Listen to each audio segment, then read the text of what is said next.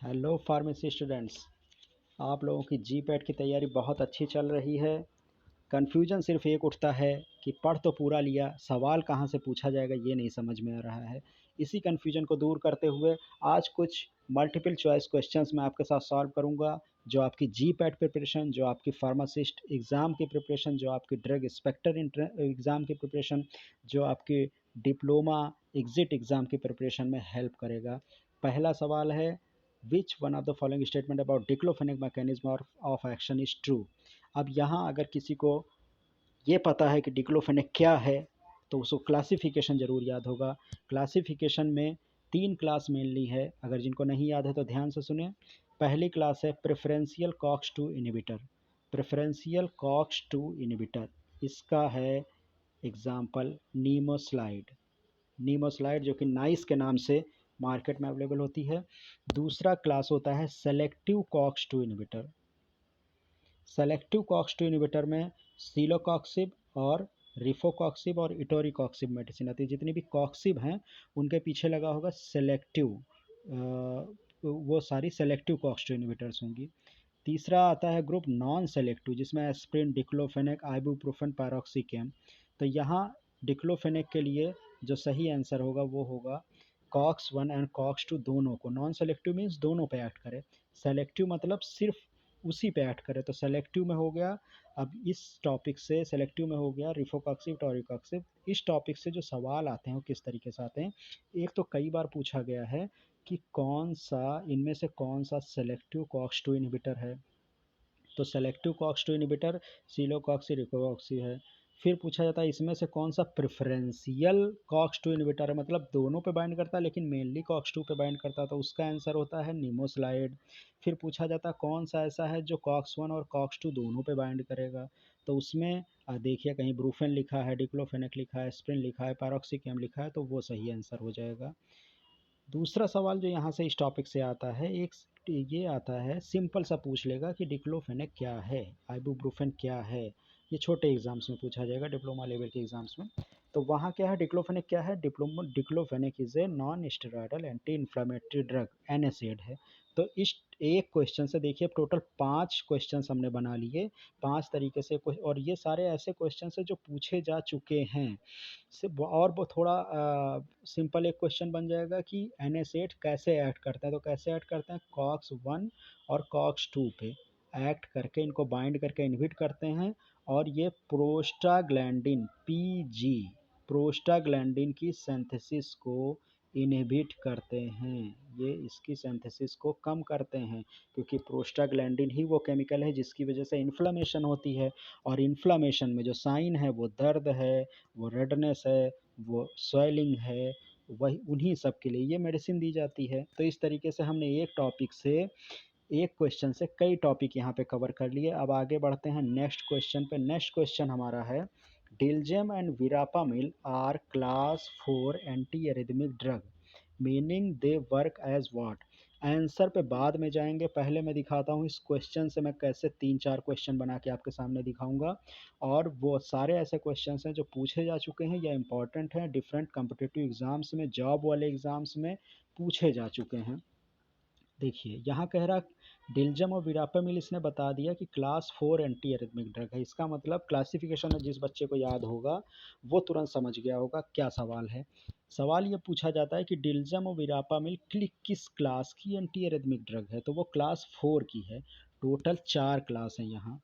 पहली क्लास है sodium blockers की, जिनको ना याद हो वो नोट कर लें, या बुक हो तो बुक ओपन कर लें। दूसरी क्लास है एंटी एडनर्जिक बीटा ब्लॉकर्स की, जिसका एग्जाम्पल है प्रोप्रानोल। सोडियम ब्लॉकर्स का एग्जाम्पल है क्विनिडीन एंड फिनेटोइन एंड प्रोकेनामाइड। कई बार क्विनिडीन का सवाल आया है, कई बार प्रोपेनोल का सवाल आया है कि कौन सा बीटा ब्लॉकर, क्योंकि बीटा ब्लॉकर हमने कहाँ पढ़ा था, बीटा ब्लॉकर आपने पढ़ा होगा ब्लड प्रेशर में, ब्लड प्रेशर के ट्रीटमेंट में ये दिया जाता है। तो कौन सा ऐसा ब्लड प्रेशर की दवा है जो anti arrhythmic, as anti arrhythmic agent use होती है, तो उसका आंसर है प्रोपेनोल। तीसरा ग्रुप है potassium channel blockers. Potassium channel blocker ये थर्ड ग्रुप है। अगर इस एंटी एरिथमिक का क्लासिफिकेशन के हिसाब से देखें तो ये थर्ड ग्रुप है, पोटेशियम चैनल ब्लॉकर, जिसकी एक बहुत ही पॉपुलर दवा है एमेडारॉन। एमियोडेरॉन, ये सभी लोग याद कर लें, कई बार पूछा जा चुका है। कभी पूछा जाएगा एमियोडेरॉन की मैकेनिज्म क्या है, तो आंसर होगा पोटेशियम चैनल ब्लॉकर। कभी पूछ लेगा एमियोडेरॉन एंटी एरिथमिक की किस क्लास से बिलोंग करती है, 1 2 3 4 ऐसे 4 ऑप्शन दिए होंगे, तो क्लास 3 से बिलोंग करती है। एक ये सवाल हो गया। तीसरा है कैल्शियम चैनल ब्लॉकर्स, तो यहाँ जो दवा पूछी गई है diltiazem and verapamil, this medicine act as calcium channel blockers, तो इस सवाल का सही जवाब होगा diltiazem and verapamil act as calcium channel blocker. लेकिन रुकिए, मेडिसिनल केमिस्ट्री से एक क्वेश्चन एक बार पूछा गया था, बहुत इंटरेस्टिंग क्वेश्चन था। उसने पूछा था diltiazem and verapamil are non dihydropyridine derivative, dihydropyridine derivative इन दोनों में से कौन सा है? नोट कर लो, बहुत इंपॉर्टेंट है ये। इतने हाई लेवल का क्वेश्चन जीपैट में या नाइपर में ही पूछा जाएगा, लेकिन बहुत इंपॉर्टेंट है इसलिए ये नोट करना ज़रूरी है। डिल्जेम एंड विरापामिल ये भी कैल्शियम चैनल ब्लॉकर है, निफेडेपिन और एम्लोडिपिन ये भी कैल्शियम चैनल ब्लॉकर है, but only diltiazem and verapamil which are non dihydropyridine derivative act as anti arrhythmic medicine. दूसरा पॉइंट क्या है? Nifedipine and amlodipine, these are also calcium channel blocker and these are dihydropyridine derivative, but these two calcium channel blockers does not use as antiarrhythmic medicine। हैं तो ये चारों calcium channel blocker ये सभी blood pressure में भी use किए जाते हैं, लेकिन जो डाईपैराडीन डाईहाइड्रोपैराडीन डेरिवेटिव है निफेडिपिन और एम्लोडिपिन ये एज ए एंटी एरिथमिक नहीं यूज़ होता है। तो ये गलती नहीं करनी है, ये सवाल पूछा जाता है, बहुत फंसा के पूछता है।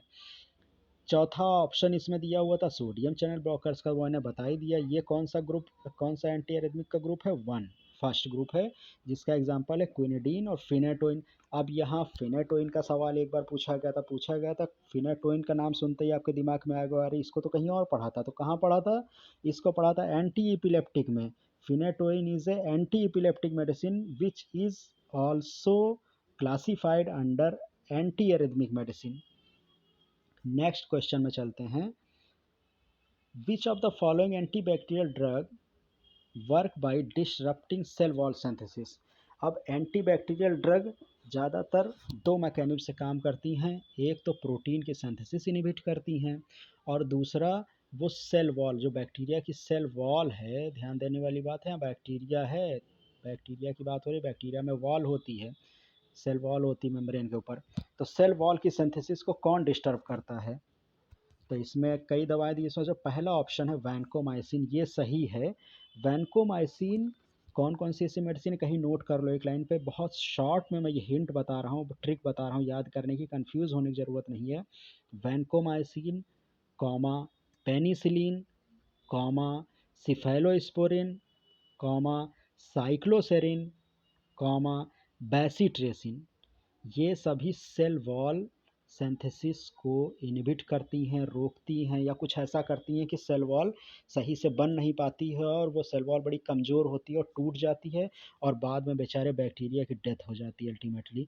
कुल मिला के these all medicine disrupting cell wall synthesis, कौन कौन सी नाम बता दे रहा हूँ, नोट कर लो जिनको ना याद हो। Vancomycin, penicillin, cephalosporin, cycloserine, bacitracin, ये सभी सेल वॉल सिंथेसिस को इनहिबिट करती हैं। तो सवाल यहाँ पूछा गया किसका, मान लो वैनकोमाइसिन से रिलेटेड पूछा गया, 4 ऑप्शन दे दिया, पलट के कभी पूछ सकता है, पूछ लेगा पेनिसिलिन कैसे एक्ट करती है, तो सेल वॉल सिंथेसिस रोकती है। सिफेलोस्पोरिन कैसे रोकती है, तो सेल वॉल सिंथेसिस इनहिबिट करती है। साइक्लोसेरिन कैसे एक्ट करती है, तो सेल वॉल सिंथेसिस इनहिबिट करती है। बेसिट्रेसिन कैसे एक्ट करती है, तो सेल वॉल सिंथेसिस रोकती है। अब दूसरा मैंने बताया, शुरू में बताया था, दो तरीके से एक्ट करती हैं, पहला सेल वॉल की सिंथेसिस, दूसरा प्रोटीन सिंथेसिस रोकती हैं। अब प्रोटीन ये फ्यूजेटिक एसिड, लिनाजोलिड और कोराम्फेनिकॉल, ये सभी प्रोटीन सिंथेसिस को ही इनहिबिट करती हैं। अब यहाँ सवाल क्या होता है, एक तो सिंपल सवाल हो गया कि कौन सी प्रोटीन सिंथेसिस को रोकती है, तो उसका सही आंसर है फ्यूजेटिक एसिड, लिनाजोलिड या क्लोराम्फेनिकॉल, या इसमें से जो भी दिया हुआ है। लेकिन इसके अंदर से सवाल आता है, सवाल ये पूछेगा राइबोसोम की किस यूनिट से ये बाइंड करते हैं, तो लिनाजोलिड और आपका क्लोरामफेनिकॉल ये 50s राइबोसोम से बाइंड करते हैं। 2 यूनिट होती हैं बैक्टीरिया में, 30s और 50s। तो जो लिनाजोलिड और क्लोरामफेनिकॉल ये 50s से बाइंड करता है। इसके साथ ही मैक्रोलाइड्स भी 50s से बाइंड करते हैं। नोट कर लो, ये लिंक जो मैं बता रहा हूँ ये नोट कर लो, कभी भी कन्फ्यूजन नहीं होगा, हमेशा सही टिक करके आओगे और जी पैट का स्कोर कार्ड कोई रोक नहीं सकता है। लिनाजोलिड, क्लोरामफेनिकॉल और मैक्रोलाइड ये सब 50s राइबोसोम से ऐड करते हैं। टेट्रासाइक्लिन जो है वो 30s राइबोसोम से ऐड करता है। फ्यूजिडिक एसिड अननोन मैकेनिज्म है, बस ये पता है कि ये प्रोटीन सिंथेसिस को रोकता है। नेक्स्ट क्वेश्चन पे चलते हैं। Which of the following drug work by inhibiting the enzyme acetylcholinesterase. अब एसिटाइल कोलिनस्टरेज का, एसिटाइल कोलिन जो होता है इसको तोड़ने वाले एंजाइम को एसिटाइल कोलिनस्टरेज कहते हैं और ये नेचुरली बॉडी में पाया जाता है। इसको तोड़ने, जो पहला ऑप्शन दिया नियोस्टेगमाइन, यही इसका सही आंसर है। नियोस्टेगमाइन और फाइजोस्टेगमाइन ये दो बड़ी पॉपुलर दवाएं हैं, लगभग सभी स्टूडेंट्स को याद रहती हैं। ये एसिटाइल कोलिनस्टरेज इनहिबिटर हैं। दूसरा ऑप्शन भी डिस्कस कर लेते हैं, आखिर ये साइक्लिजिन क्या होता है, किसी साल साइक्लिजिन पूछ लिया जाए या पूछा ही गया है। तो साइक्लिजिन एक एंटी हिस्टामिनिक ड्रग है। ये एक H1 ब्लॉकर है। साइक्लिजिन is a H1 blocker, anti histaminic. ये एलर्जी में यूज़ होता है, मोशन सिकनेस में यूज़ होता है इसका। जब एंटी एमेटिक चैप्टर खोलना उसमें इसका एग्जाम्पल दिया होगा, क्लासिफिकेशन में एंटी हिस्टामिनिक चैप्टर खोलना वहाँ इसका एग्जाम्पल दिया होगा। फिर ये मॉन्टेल्यूकास्ट क्या है, मॉन्टेल्यूकास्ट ल्यूकोट्राइन 1 रिसेप्टर एंटागोनिस्ट है। नोट कर लो, montelukast is leukotriene LT1 receptor antagonist. ये एलर्जी और अस्थमा में यूज़ होता है as anti allergic, as anti asthmatic drug. Fentanyl क्या है, बहुत इंपॉर्टेंट है, इससे अनेक बार क्वेश्चन पूछा गया है, बहुत बार इससे क्वेश्चन पूछे गए। कारण क्या है, कारण है कि ये एक ओपॉइड मेडिसिन, ओपॉइड ग्रुप की मेडिसिन है। और इसका यूज़ कहाँ होता है, फेंटनाइल का यूज़ होता है जनरल एनेस्थीसिया में। जनरल एनेस्थीसिया का किताब खोलो, टॉपिक खोलो, चैप्टर, उसमें जाओ, उसमें 2 क्लास दी हुई हैं, एक गैसियस एनेस्थीसिया, एक इनहेलेशन से दिए जाने वाले लिक्विड्स, एक क्लास दी हुई होगी आईवी रूट से देने वाले एनेस्थीसिया, जनरल एनेस्थीसिया, उसमें फेंटनाइल का नाम दिया होगा। फेंटनाइल से सवाल किस तरीके से आता है, एक तो सिंपल सवाल आता है फेंटनाइल क्या है, तो फेंटनाइल एक सिंथेटिक ओपॉइड डेरिवेटिव है। सिंथेटिक है, याद रखना, ये नेचुरल नहीं है, ये सिंथेटिक है। सिंथेटिक के और एग्जांपल कौन कौन से हैं, सिंथेटिक के दूसरे एग्जांपल हैं ट्रामाडोल, दर्द में जब दांत उखड़वाते हो तो उसके बाद ट्रामाडोल पी टेबलेट खाए हो ना, वो ट्रामाडोल वो सिंथेटिक ओपॉइड है। पैथिडीन, फेंटनाइल, मेथाडोन, ये सारे के सारे सिंथेटिक ओपॉइड हैं। उसके बाद दूसरा, थोड़ा अगर इसके अंदर घुसे तो कहाँ से सवाल पूछता है, ये किस रिसेप्टर पे ऐड करता है, ये म्यू रिसेप्टर पे ऐड करता है। म्यू, किस रिसेप्टर पे, म्यू रिसेप्टर पे। ये ओपाइड रिसेप्टर होता है म्यू, कप्पा एंड डेल्टा, तो ये म्यू रिसेप्टर पे ऐड करता है। अगले सवाल पे बढ़ते हैं। Which of the following drug work as an osmotic laxative. आहा, लैक्सेटिव का चैप्टर तो सबको बड़ा आसान लगता है, तो पहले डिस्कस करते हैं पहला ऑप्शन स्टरकूलिया। तो ये क्या है भाई, ये है बल्क फार्मिन लैक्सेटिव। बल्क जैसे कि ईसबगोल का नाम सबने सुना होगा, स्टरकूलिया भी उसी तरीके की एक भूसी है। ये बल्क बनाती है, पेट में जाती है, पानी को सोख लेती है और बल्क फॉर्मेशन करती है और बाउल का अमाउंट बढ़ा देगी और वो आसानी से बाहर निकल जाएगा। दूसरा ऑप्शन है लैक्टुलोज। लैक्टुलोज क्या है, ये एक ऑस्मोटिक परगेटिव है। ये सारे क्लासिफिकेशन याद कर लो, ये चैप्टर तो आसान है लेकिन इससे सीधा सवाल पूछा जाता है कि ये किस ड्रग की, किस ग्रुप की कौन सी ड्रग है। तो ये एक ऑस्मोटिक परगेटिव है। पूछा क्या गया है, ऑस्मेटिक लैक्टेटिव, तो ये सही आंसर हो जाएगा लैक्टुलोज। इसके अलावा और कौन कौन से ऑस्मेटिव लैक्सेटिव ऑस्मेटिक परगेटिव हैं, magnesium sulphate, magnesium hydroxide, sodium sulphate, sodium phosphate, lactulose. फिर लोपेरामाइड का सवाल आ गया। लोपेरामाइड क्या है, ये एक अलग ग्रुप की दवा है लेकिन ये कई बार एग्जाम में पूछी गई, एक बार नाइपर के एग्जाम में ये आ चुकी है। Loperamide actually mu opioid receptor agonist है। ये डायरिया में दिया जाता है। जब लूज मोशन हो रहा हो बहुत ज़्यादा, रुक ना रहा हो, तब ये दवा लास्ट ऑप्शन में ट्राई की जाती है और ये बिल्कुल लूज मोशन को ब्लॉक कर देती है, रोक देती है। तो क्या है ये? Mu receptor agonist. ध्यान रखना ये एगोनिस्ट है। तीसरा है डाकुसेट सोडियम। डाकुसेट सोडियम, फिर से वापस आ जाओ लग्जेटिव परगेटिव में। डाकुसेट सोडियम स्टूल सॉफ्टनर है। ये स्टूल सॉफ्टनर है, स्टूल को सॉफ्ट कर देता है। इसके अंदर कुछ डिटर्जेंट जैसी प्रॉपर्टी होती है, इसकी मैकेनिज्म ही यही है। इसके अंदर कुछ डिटर्जेंट जैसी प्रॉपर्टी होती है जो स्टूल को सॉफ्ट कर देती है। Next question, which one of the following drug is H M G CoA reductase inhibitor. अब H M G CoA reductase क्या है भाई? ये वो दवाइयाँ हैं जो ब्लड में कोलेस्ट्रॉल लेवल बढ़ा होता है, तब उसको घटाने के काम आती हैं। तो इसमें पहला ऑप्शन दिया है प्रोमेथाजीन। ये यहाँ तो गलत है, लेकिन प्रोमेथाजीन है क्या ये पता होना ज़रूरी है। हम जल्दी जल्दी आगे नहीं बढ़ेंगे, पूरी तैयारी आपकी कराएंगे चारों तरफ से, ताकि कहीं से भी क्वेश्चन आ जाए प्रोमेथाजीन के बारे में पूछ जाए तो ये ना हो कि अरे ये सवाल तो हमने लगाया ही नहीं। तो प्रोमेथाजीन एक एंटीहिस्टामिनिक है, जैसे साइक्लिजीन है, सेम उसी ग्रुप की है प्रोमेथाजीन, H1 एंटीहिस्टामिनिक। इसको भी एंटी एलर्जी में यूज़ किया जाता है, वर्टिगो में यूज़ किया जाता है, मोशन सिकनेस में यूज़ किया जाता है। और कहाँ इसको पढ़ा है? जाके देखना एंटी पार्किंसन का क्लासिफिकेशन, जाके देखना अस्थमा का क्लासिफिकेशन, उन जगहों पे भी ये एंटी एलर्जिक दवा यूज़ की जाती है। दूसरा है डेस्फ्लूरेन, फिर से ये जनरल एनेस्थेटिक आ गया, ये एक वोलेटाइल जनरल एनेस्थेटिक लिक्विड है। तीसरा है सिमवास्टेटिन, ये जो सवाल पूछा गया है उसका सही जवाब है simvastatin, H M G CoA reductase inhibitor simvastatin. इस बार सिमुआ लिखा, हो सकता है अगली बार रोजुआ लिखा हो, तो क्लासिफिकेशन याद होना बड़ा ज़रूरी है। इस ग्रुप की जो दवाइयाँ कौन सी दो मैंने बताई? रोजुआस्टेटिन एंड सिमवास्टेटिन, ये दोनों H M G CoA reductase inhibitor हैं।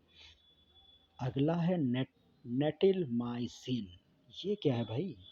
नेटिलमाइसिन, नेटिलमाइसिन इज एंटीबायोटिक, किस ग्रुप की है? यहाँ तो ऑप्शन में दिया हुआ है, हो सकता है अगली बार पूछ ले नेटिलमाइसिन इज क्या है ये।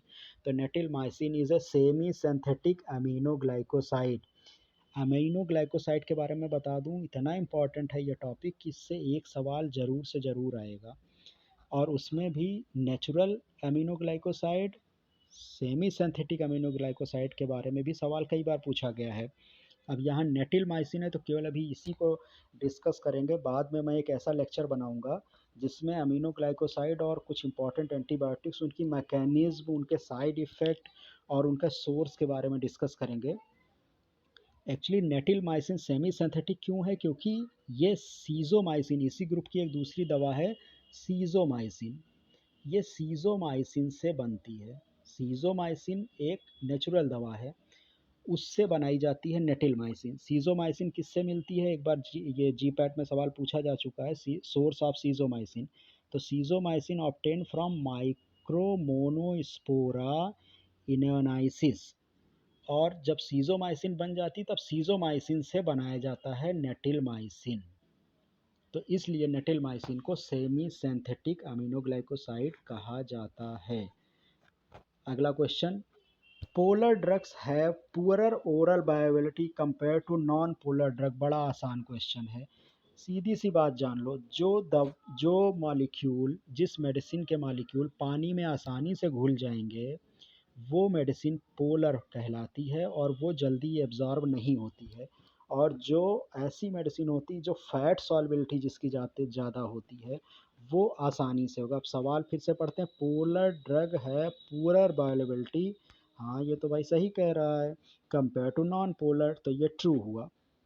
अगर नॉन पोलर मेडिसिन है, ऐसी मेडिसिन है जो पेट में जाके आयनाइज नहीं हो रही है तो वो जल्दी एब्जॉर्ब होती है, लेकिन अगर पोलर है तो वो आयनाइज हो जाएगी और आयन फॉर्म में मॉलिक्यूल एब्जॉर्ब नहीं होते हैं। Next question. अब नेक्स्ट जो क्वेश्चन तो नहीं है, एक टॉपिक है जो मैंने अभी बताया, ये मैं आपसे नेक्स्ट लेक्चर में डिस्कस करूँगा अमीनोग्लाइकोसाइड्स के बारे में, इसके साइड इफ़ेक्ट और इसके सोर्स और इसकी मैकेनिज्म। एक लेक्चर मैं इसका छोटा लेक्चर बनाऊँगा, तो नेक्स्ट लेक्चर में हम लोग मिलेंगे। अभी के लिए इन सारे क्वेश्चंस को आप ध्यान से सुनिए, जो जो मैंने चैप्टर्स बताए हैं कहाँ कहाँ से ये आ रहे हैं। जैसे एक क्वेश्चन से 4 या 5 6 टॉपिक कवर हो रहे हैं, तो अगर टोटल हम माने तो लगभग 20 टॉपिक हमने आज कवर कर लिए सिर्फ एक लेक्चर में। आप लोग अच्छे से तैयारी करिए, क्वेश्चंस मैं लेके आता रहूँगा, डिस्कशन करता रहूँगा, कहाँ कौन सा इंपॉर्टेंट टॉपिक है वो सारा टच करता रहूँगा, डरने की कोई बात नहीं है। जीपैट का स्कोर कार्ड हो या कोई कम्पिटिटिव एग्ज़ाम की तैयारी, सर्टिफिकेट आपके हाथ में आएगा। बिल्कुल मत डरिए, मन लगा के पढ़ाई करिए।